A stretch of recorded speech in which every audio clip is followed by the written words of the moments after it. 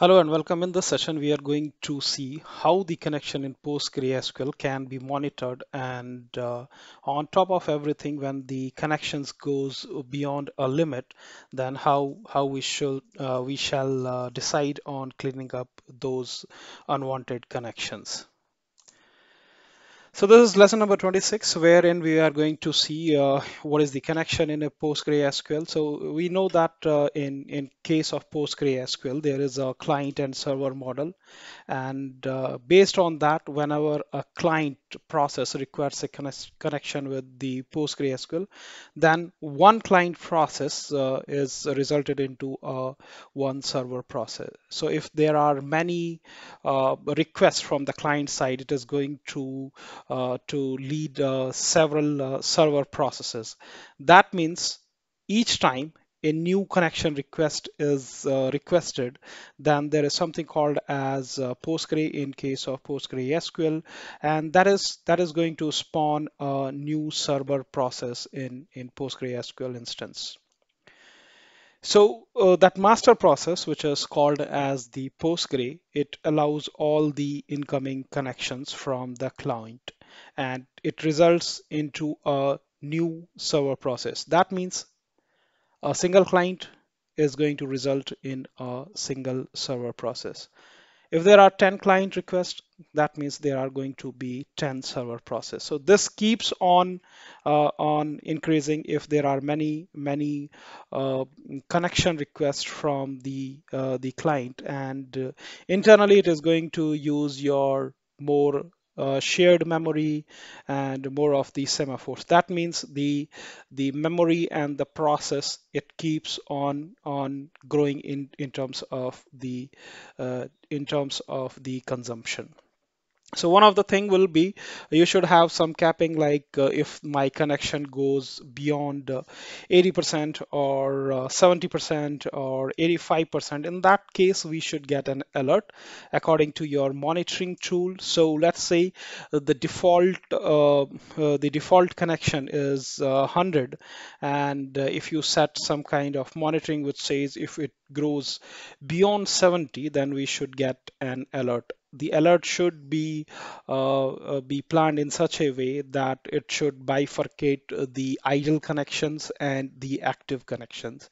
So whenever the client requests for the connection, it is going to read or write the data to the PostgreSQL.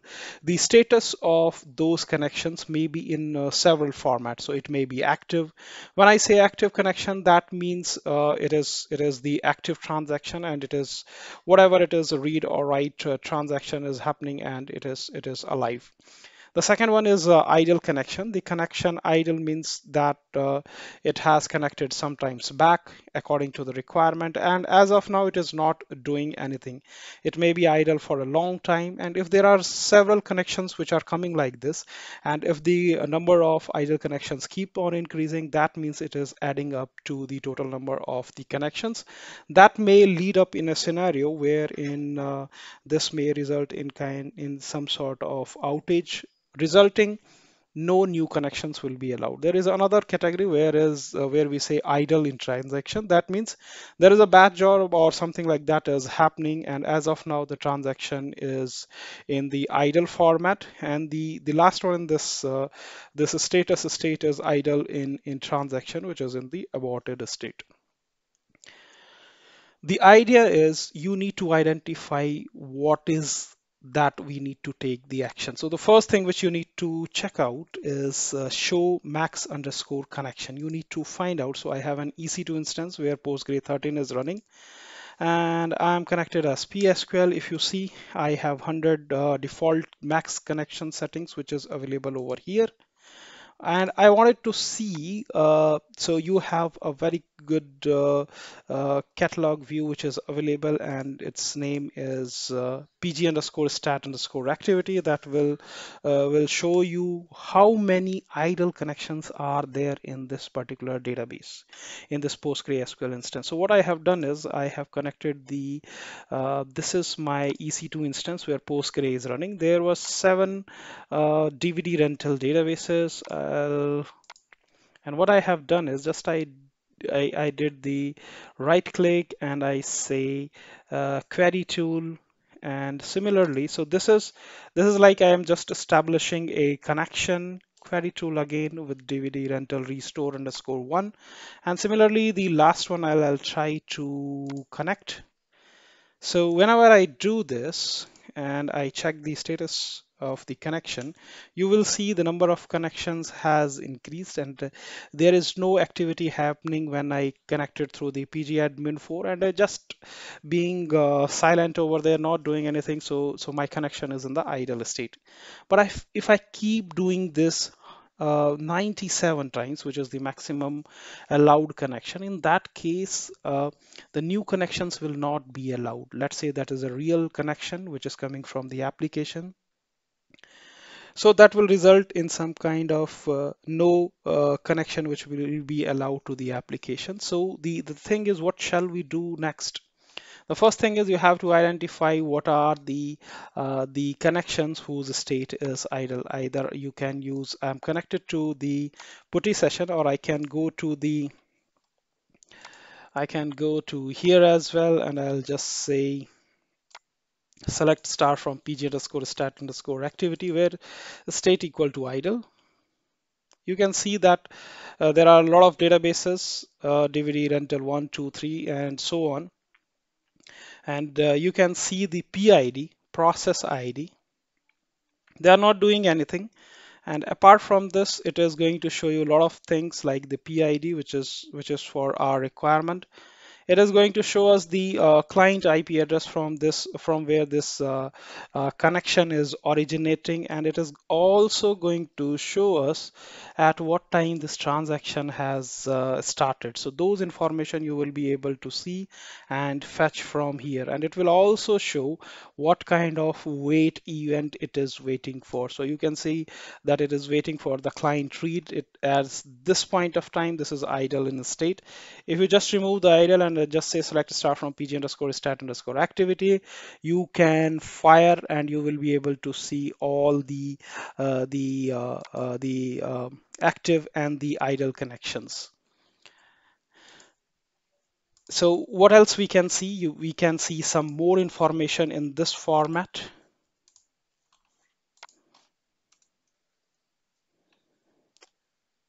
I'm just filtering out some of the important, okay, you can see here. So I just filtered the username,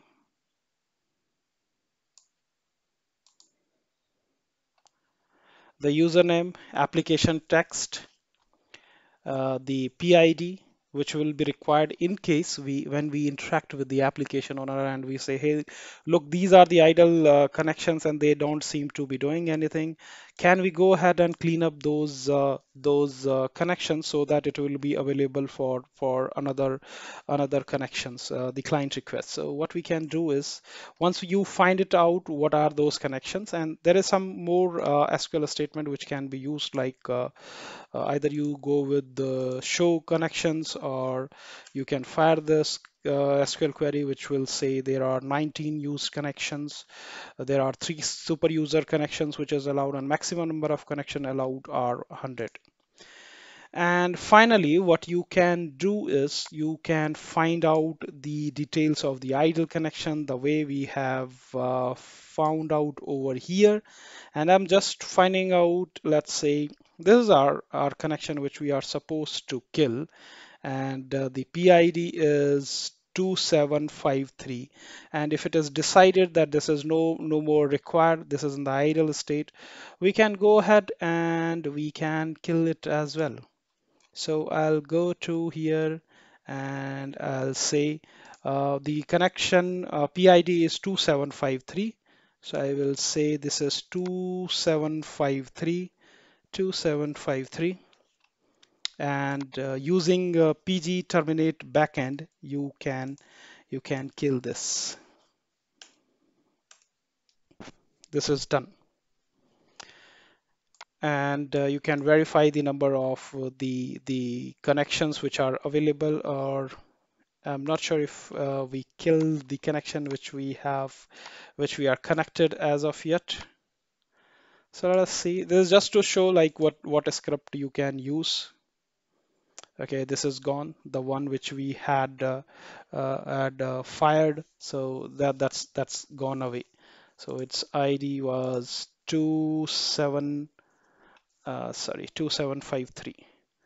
So we are not able to see 2753, and yes, it's gone. So this is how do we manage. So we cannot increase the number of max connection because it results in other way. It is going to consume more resources. It is going to use your shared memory, the semaphores. So what you need to do is you need to find out the idle connections you need to share with the application or not, and then you need to decide whether they have to be terminated or application team needs to close it from their side so that it's gone from here. I hope this is going to help, and thanks for watching.